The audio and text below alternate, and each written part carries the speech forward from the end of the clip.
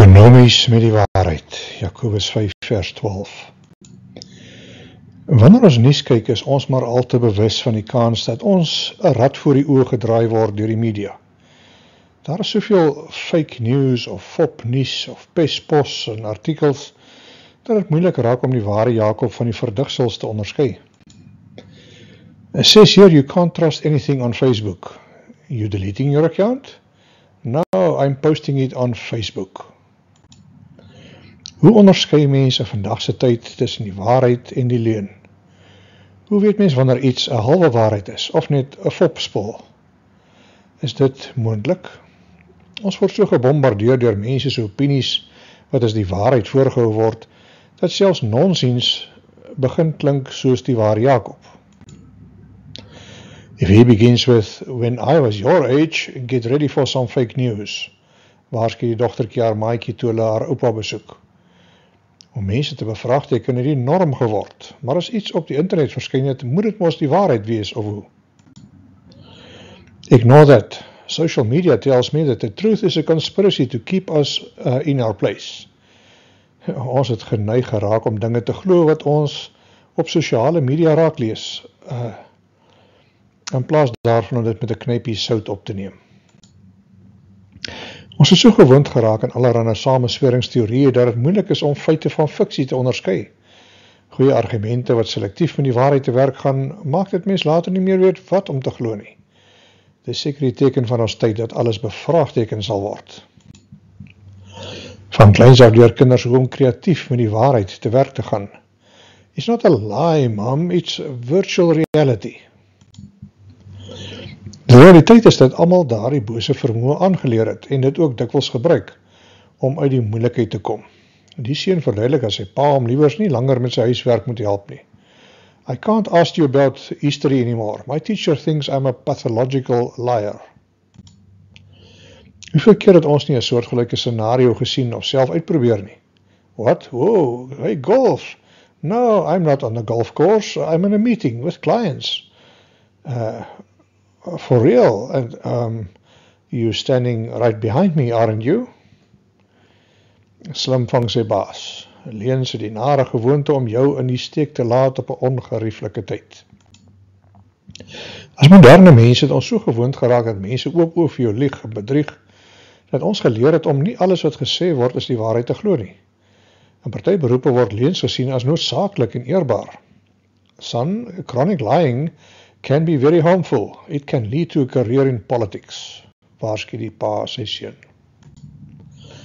Jy het seker al die grappie gehoor van hoe weet jy 'n politikus jok vir jou?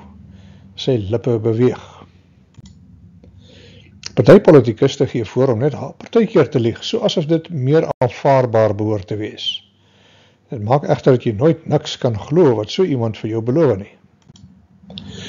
I say, don't trust a politician not willing to lie, was hierdie ou se opinie omtrent die realiteit. Vreemd hoe ons tye verander het, dat ons meer bereid sal wees om 'n leuenaar te vertrou as iemand wat die waarheid praat. Terwyl die politikus praat, vertaal sy vertaler die woorde vir die gewone ouens in die gehoor, sodat hulle kan verstaan wat hulle ongelowig aanhoor. Kortom, ons wêreld het so gewoond geraak aan leuns, dat ons dink dis aanvaarbaar om te lieg. Ek kom af op 'n artikel wat sê dat 60% van mense nie vir 10 minute kan oorleef sonder om oor iets te lieg nie. Die artikel begin so.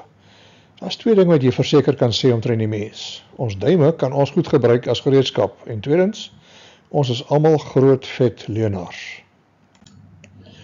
Teen die ouderdom van 4 het 90% van die kinders reeds die konsep van lieg of leuns vertel bemeester. En dit raak net erger daarna. En daar word gesê, 'n ma weet altyd, maar soos die kind groter word, raak dit al moeiliker om die waarheid te onderskei van die leuen. If someone tells you they lied, they are probably telling the truth. If they say they are telling the truth, they might be lying, antwoord sy vrou. 2 bome bestudeer die jaarringe in die stomp langs hulle. I knew she was lying about her age. En leuns mag dalk klink na 'n goeie metode, maar op die ou end sal jy uitgevang word. I have found the truth hurts, but it's nothing compared to the headache of trying to remember a pack of lies. As mens liegstories begin opmaak, raak dit later moeilik om te onthou vir wie jy wat vertel het. Ons is almal groot vet leuenaars. Die statistieke tel punte teen ons. Maar het raak nog erger. Volgens nog 'n boek, The Day America Told the Truth, We Are a Nation of Liars, word daar gesê dat 86% van mense gereeld lieg teenoor hulle ouers, 75% lieg teenoor hulle vriende, 93% lieg teenoor hulle boeties en sissies, 69% lieg teenoor hulle eggenoot, 43% lieg oor hulle werk. Ons leef in 'n wêreld waar almal lieg en die waarheid verdraai. I'm beginning to wonder if both you guys are lying. Ek wonder hoe sou die regter dit agterkom? Ons hardloop tog so maklik weg met elke nuwe ding wat verkondig word. Ons sluk dit so graag hoek, lyn en sinker in. Dis asof ons nooit genoeg kry van die jongste sogenaamde waarheid wat ontdek word nie. Daarom moet ons alles toets in die Bybelse boodskap, want die Bybel is ons standaard van wat waarheid is. God het sy volk opgeroep om die waarheid te vertel. Kyk so 'n bietjie wat is God se opinie daaroor. Psalm 12, mense lieg en bedrieg mekaar. Met mooi woorde is die een besig om die ander om die bos te lei en te bedrieg. Spreuke 6. Kyk, daar is 6 dinge waarvan die Here niks hou nie. 7 dinge wat hy haat. Oë wat hoogmoed weerkaats, 'n tong wat leuns vertel, 'n hand wat ander se ondergang bewerk, 'n hart wat net slegte dinge dink, voete wat haastig na die kwaad toe hardloop, 'n vals mens wat na elke asemteug net leuns uitasem, en 'n rusverstoorder wat die liefde tussen mense wegvat. Spreuke 14. 'n betroubare mens se woord kan jy glo. Glibberige mense blaker leuns uit. Dis nie net 'n Ou Testamentiese konsep nie, maar word ook in die Nuwe Testament herhaal, Efesiërs 4. Jy moenie vir mekaar lieg nie. Wees eerlik met mekaar, want ons speel ons almal saam in dieselfde span van God. Kolossense 3, praat die waarheid met mekaar, moenie lieg nie. Julle is eintlik soos iemand wat sy ou klere uitgetrek en nuwe klere aangetrek het. Die ou klere is julle slegte ou gewoontes en die verkeerde manier waarop julle geleef het. Daarvan moet julle ontslae raak soos van ou klere. Openbaring 21, maar 'n see van brandende vlamme en swaal wag vir ander mense. Dis daardie lafhartige mense wat nie na my luister nie. Hulle doen die vieslikste dinge. Hulle gee nie om ander mense dood te maak nie. Hulle slaap rond en doen seksuele dinge wat 'n mens nie behoort te doen nie. Om nie eens te praat van hoe hulle afgode dien en soos towenaars allerlei geestelike magte vir hulle eie voordeel probeer manipuleer nie. Dit is ook hulle wat so lieg. Nou ja, vir hulle wag daar geen toekoms nie, net die tweede dood. Om in die waarheid vir God punt te tel, behoort dit ook vir ons belangrik te wees. Christene behoort bekend te staan as mense wat die waarheid spreek. Maar dis nie altyd die geval nie. Dis het Jakobus hierdie saak reguit aangeraak in die vroeë kerk. Jakobus 5 vers 12, die boodskapvertaling. Liewe vriende, daar is nog iets wat ek vir julle moet sê, en dit is belangrik. Moenie sweer of enigiets anders doen om so te wil bewys dat julle die waarheid praat nie. Praat altyd die waarheid. As julle ja moet sê, sê dan ja. En as julle nee moet sê, sê dit. Dan sal julle nie by God in die moeilikheid kom nie. 2020 vertaling klink so. Bo alles my broers, moenie sweer nie. Nie by die hemel nie en nie by die aarde nie, en moet ook geen ander eed aflê nie. Maar laat julle ja wees en julle nee, sodat die oordeel julle nie tref nie. 83 vertaling, my broers, dit is baie belangrik dat julle nie 'n eed moet aflê nie. Nie by die hemel nie, en nie by die aarde nie, en ook nie enige ander eed nie. As julle ja sê, moet dit ja wees. As julle nee sê, moet dit nee wees. Dan sal julle nie veroordeel word nie. Die Bybel vir almal. Maar die belangrikste van alles is dit. Julle moet nie iets beloof en sê, die hemel is die getuie nie. Julle moet ook nie iets beloof en sê, die aarde is die getuie nie. Julle moet nie iets beloof en sê, enigiets is die getuie nie. Sê ja wanneer julle ja wil sê, en sê nee wanneer julle nee wil sê. As julle dit nie doen nie, dan sal God julle straf. Op een vlak lyk dit na 'n verbod op sweer, maar dit is baie meer as dit. En dit gaan oor die nodigheid om die waarheid te praat. In die hof word mense ingesweer om die waarheid te vertel, so asof hulle aan daardie belofte gaan steur. Kom ons kyk 'n bietjie van nader wat Jakobus vir ons wil leer. Hy begin met bo alles. Het is vir hom so belangrik dat hy met die woorde bo alles of baie belangrik gebruik. Deur daardie woorde te gebruik wil Jakobus ons tot stilstand ruk en maak dat ons stop en dink. In sy brief het hy meer as 50 opdragte gegee in net 5 hoofstukke.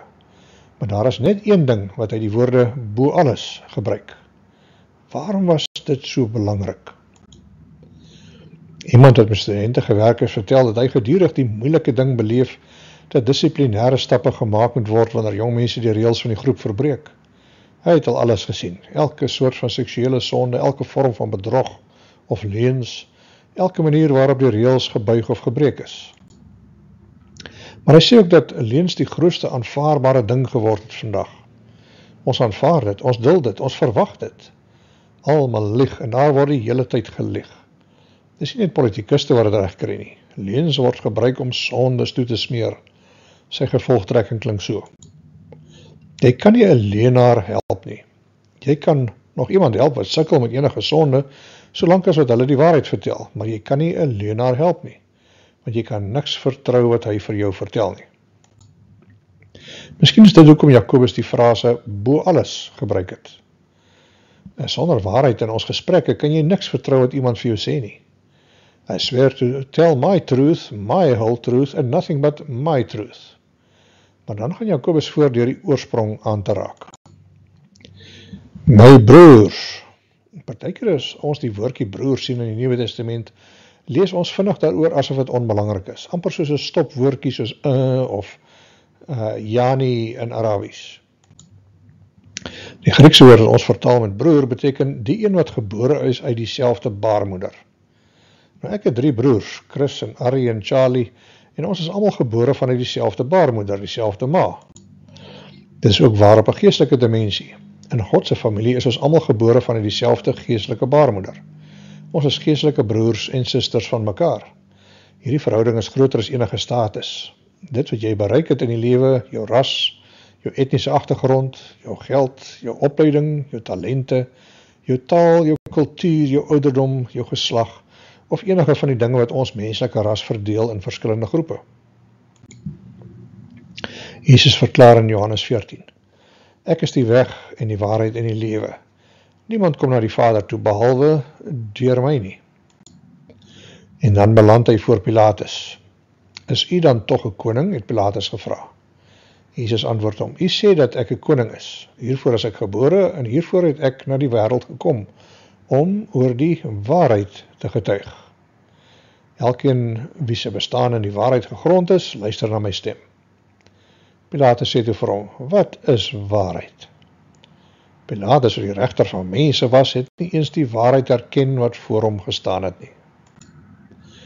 Kom ons maak dit persoonlik. Is ek aan die kant van die waarheid? Praat ek die waarheid? As ek voorgee om 'n volgeling van Jesus te wees wat die waarheid is, en as ek so voorgee om die woord van God te glo wat die waarheid is, hoekom praat ek dan nie heeltyd die waarheid nie?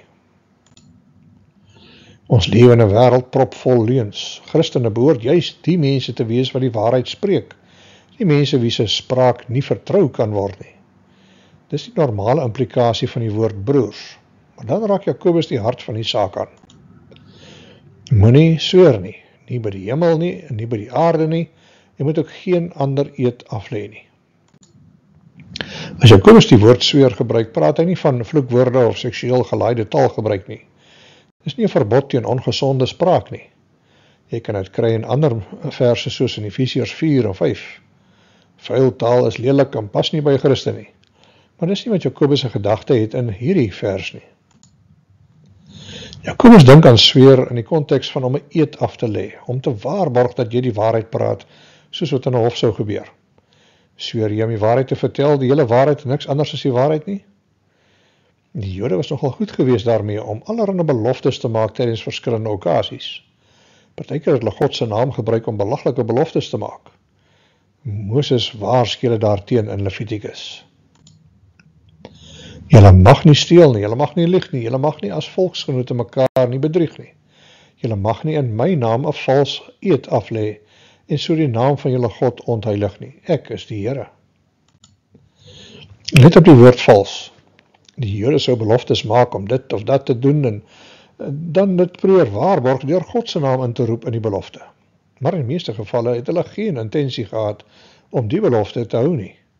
Hulle het bloot God se naam ingeroep om hulle eie bedrog te probeer toesmeer. 'n Leuen of 'n belofte wat in God se naam plaasvind is erger, want daardeur trek jy die Here in die modder in saam met jou. Het Jakobus ons dus verbied om enige eed af te lê, soos 'n eed op 'n getuiebank? Party Christene sou sê die antwoord is ja. Hulle sal nooit eers op die Bybel sweer nie, want hulle voel dit sou teen hierdie vers wees. Hoewel het nie was wat Jakobus 'n gedagte gehad het nie, behoort ons geen probleem te hê met mede-Christene wat sterk voel hieroor nie. Die eintlike saak is hoe roekeloos ons geraak het met die waarheid. Dis asof ons aanneem dat niemand meer die waarheid vandag praat nie. Ons praat leuns, gebruik wit leuns, en mense wat ekonomies met die waarheid te werk gaan.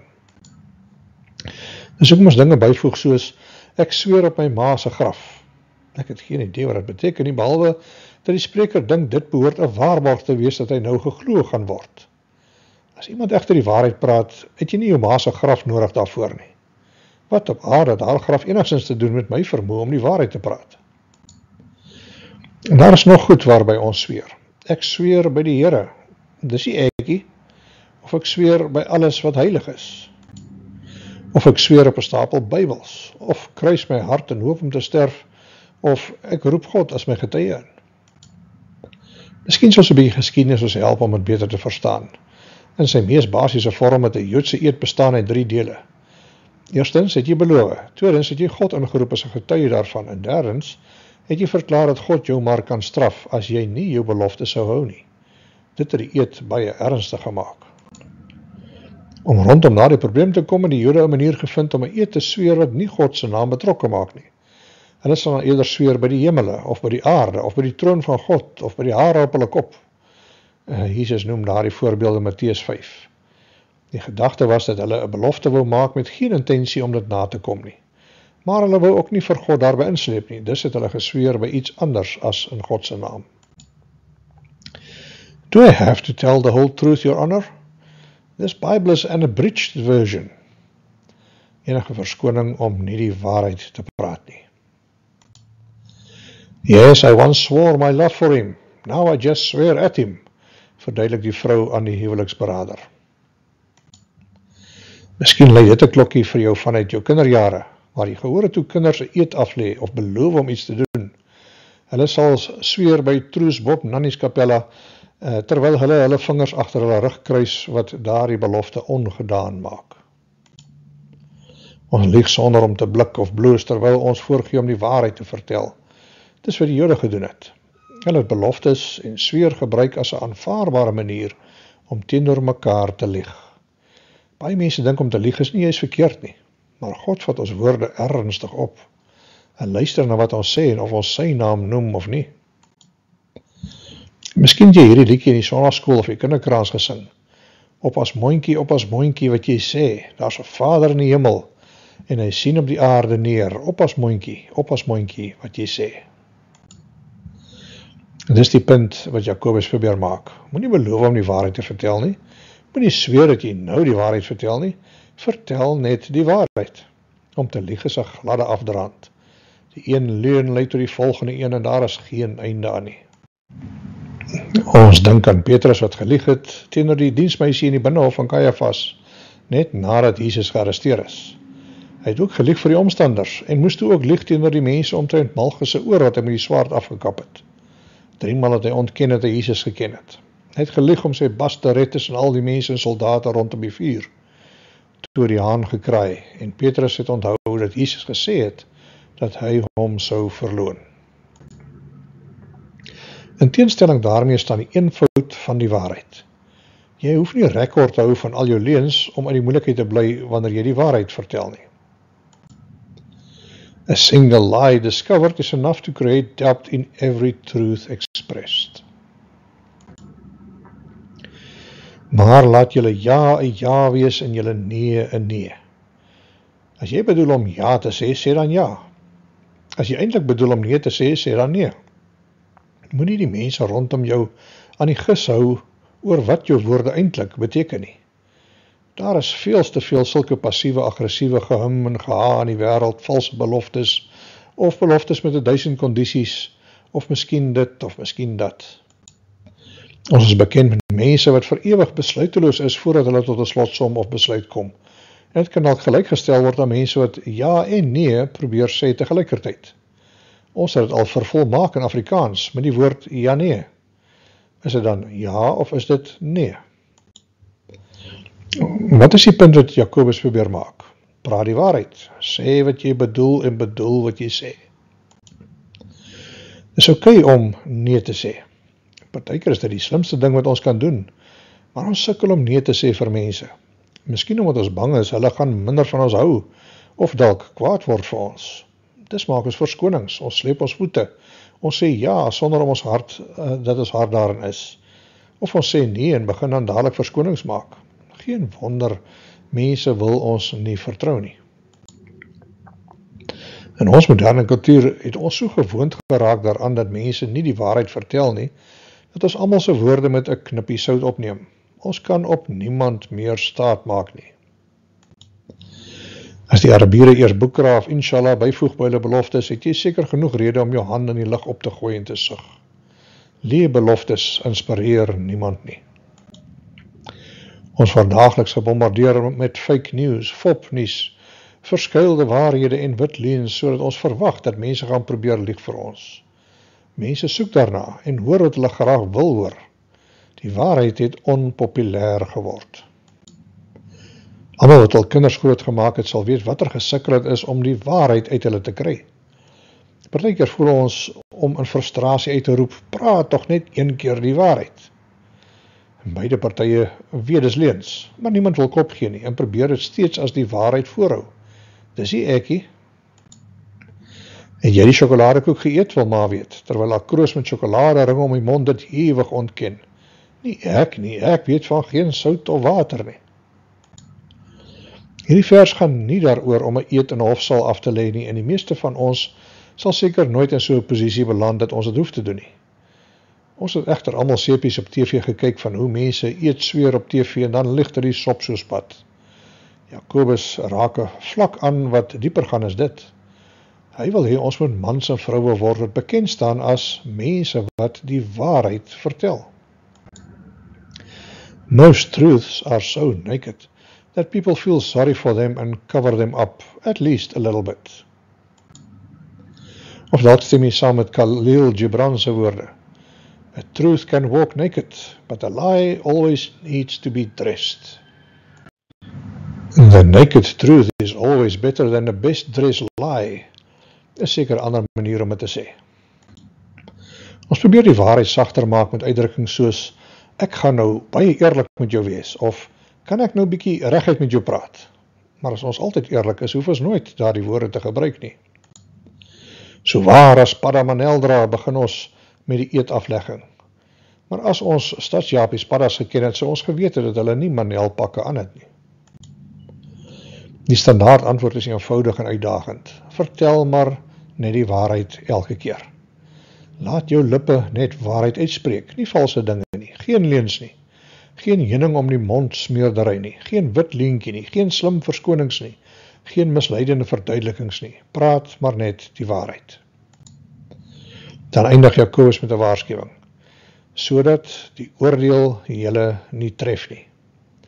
Hierdie woorde is bedoel vir gelowiges, kerkmense, nie buitestanders nie.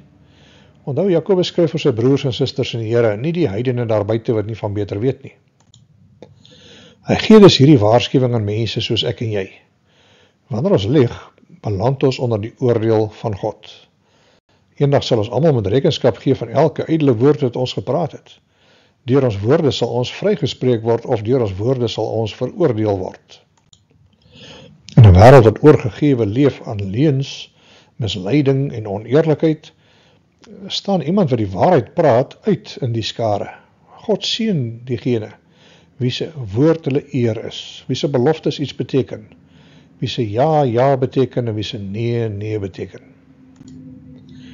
The world was full of lies, and people keep telling us we need them all in the name of peace. But the peace we got was poison. A lie can be halfway around the world before the truth has got its boots on.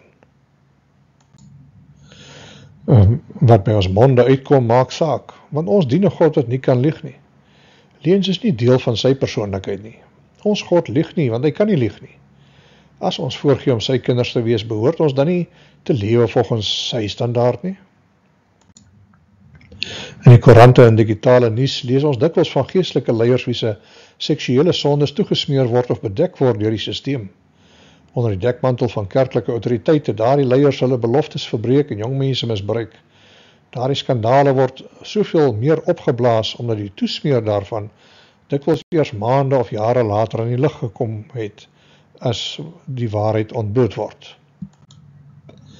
Ons leef in 'n gevalle wêreld en selfs kerkmense is nie immuun teen die duiwelse versoekings nie.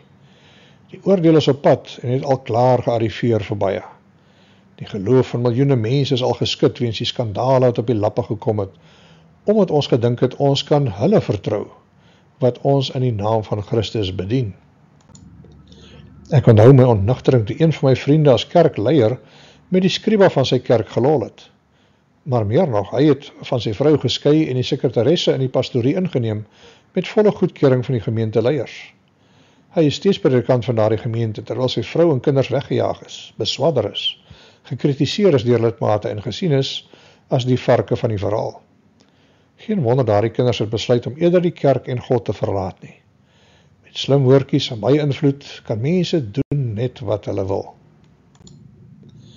Iemand het onlangs gesê, ek weet nie wie ek vandag meer kan vertrou nie. Hy het gesê in wanhoop, want mense het hom keer op keer in die steek gelaat. Why is it the people you can't trust are always saying, trust me? Dalk is dit nou die tyd vir elke Christen om te verklaar, deur die genade van God sal ek 'n persoon word wat sal staan vir die waarheid. Met God se hulp sal ek lewe met integriteit, sodat ander kan vertrou wat ek sê. Maar selfs al het ons so 'n voorneme en selfs al bedoel ons dit, stem ons ook saam met Jakobus wanneer hy sê, ons almal struikel in baie opsigte. Ons almal skiet tekort. Ons almal het al beloftes gemaak wat ons nie nagekom het nie. Ons almal het al gelieg onder druk. Ons het dinge gesê wat ons weet nie waar is nie. Ons het die waarheid vertrap. Ons het wit leuns vertel. Ons het ekonomies met die waarheid te werk gegaan en sekere feite weggelaat. En ons het dit oor en oor gedoen. Watter hoop is daar vir enige van ons? Die skrywer van die Psalms verwys na die hele menslike ras, wanneer hy sy hande in wanhoop in die lug ingooi en skryf, ek is een wat in my angstigheid gesê het, alle mense is leuenaars. Hy was reg. Ons word veroordeel deur ons eie bedrog en misleiding. As God eerlikheid verwag, wie van ons kan dan ooit in die teenwoordigheid van die Here staan? Net een mens is gekwalifiseer, Jesus Christus.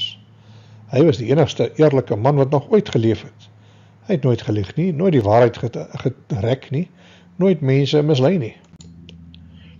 Jare gelede daar 'n beweging deur Amerika gewaai met die naam Promise Keepers.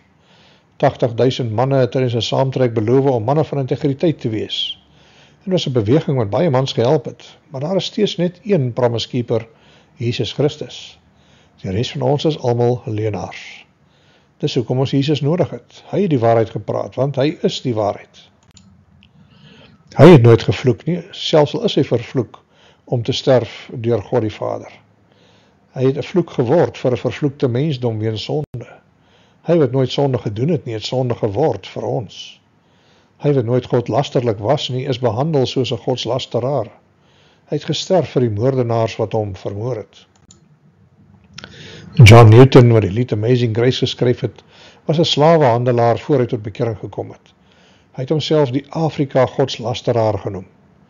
Hy is egter gered deur die dood van die een wat in sy plek gesterf het.